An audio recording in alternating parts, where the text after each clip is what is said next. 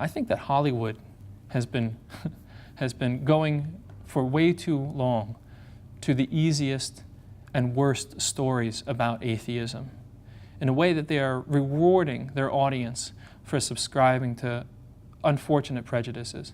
When I look at House MD, I don't see a brilliant man, a diagnostician, and an atheist. I see an angry man, an unhappy man, a self-destructive man.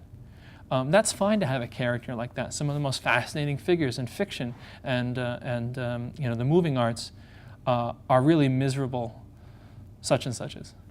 But why can't we get a more positive representation of an atheist? I think it's because it doesn't reward people's expectations. It doesn't feed their prejudice. And their prejudice can be more or less latent. It can be pretty passive. But you know what? Let's challenge the received wisdom. I think that instead of bad stories, we should be asking for good stories. A really easy story is the person who lost his way and then got back on the right path because of some insight or revelation. That's a classic story plot line.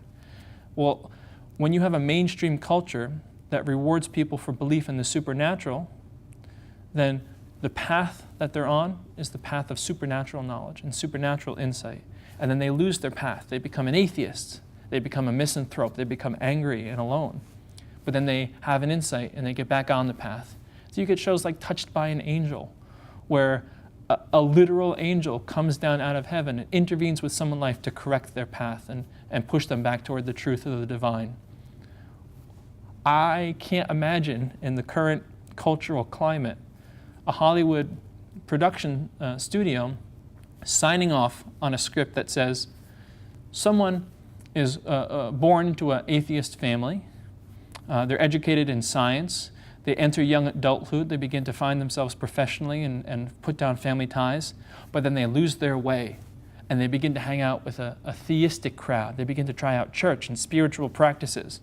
But then someone helps them, they have an insight, and they reject theism and they go back to the true path of atheism. Now that's an exact step-by-step reversal of the traditional plot line. But you and I can both see that that would be prejudicial. That would be painting a group of Americans, a group of citizens, a group of members of our community as foolish, as enemies, as the other, to be demonized and avoided. But that's what happens to atheism. It's an easy story. It's a bad story. We need to ask for better stories.